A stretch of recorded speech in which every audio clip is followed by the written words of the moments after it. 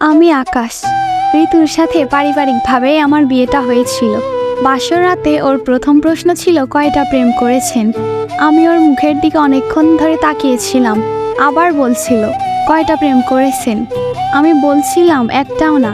উত্তরটা শুনে অনেক খুশি হয়েছিল। বলেছিল এখন থেকে শুধু আমাকেই ভালোবাসবেন, অন্য কোনো মেয়ের দিকে তাকালে মেরে ফেলবো। ও আমাকে কতটা ভালোবাসে বুঝেছিলাম সেই দিন, যেদিন আমি ওর চাচাতো বোনের সাথে হেসে হেসে কথা কিছুক্ষণ বলছিলাম। ও আমাকে জড়িয়ে ধরে এসে কান্না করছিল। আমাকে বলেছিল তোমাকে না বলেছি কারোর সাথে কথা বলতে না। আমি মরে গেলে ইচ্ছে মতো কথা বলল, তখন আর নিষেধ করব না। ওর কান্না দেখে আমি নিজেই কেঁদেছিলাম। ও আমাকে বলেছিল আমি নাকি বাবা হব। কথাটা শুনে যে কি খুশি হয়েছিলাম বোঝাতে পারবো না। ওকে কোলে করে সারা বাড়ি ঘুরিয়েছিলাম। ও আমাকে বলতো রান্না করার সময় ওকে পিছন দিক থেকে জড়িয়ে না থাকলে নাকি রান্না ওর করতে ইচ্ছে করে না।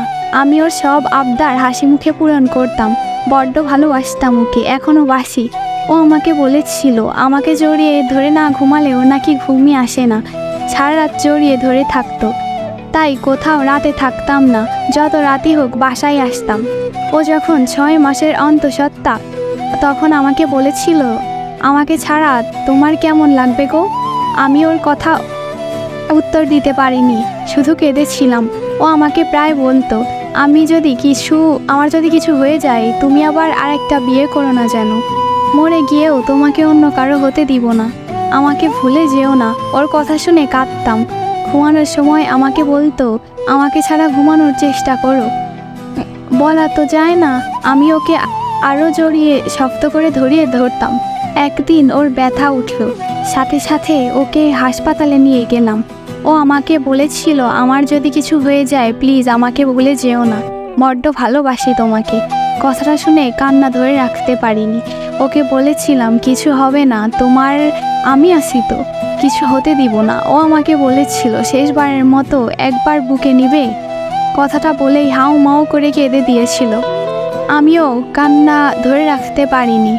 ও আমাকে ছেড়ে দিতে চাইছিল না, জড়িয়ে ধরে কাঁদছিল। আমিও কাঁদছিলাম। সবাই হা করে তাকিয়েছিল আমাদের দিকে। নিয়েছিলাম ওকে বুকে, কিন্তু এটাই যে শেষবার বুঝতে পারিনি। বুঝতে পারলে কখনোই ছেড়ে দিতাম না ওকে। ও আমাকে বলেছিল আমার সাথে তুমিও চলো, আমার খুব ভয় করছে। ডাক্তারকে কতবার বলেছিলাম আমি ওর পাশে থাকবো, কিন্তু আমাকে যেতে দিল না। অপারেশন থিয়েটার থেকে একটা বাচ্চার কান্নার আওয়াজ শুনলাম। বাচ্চাকে পেলাম, কিন্তু ওকে আর পেলাম না।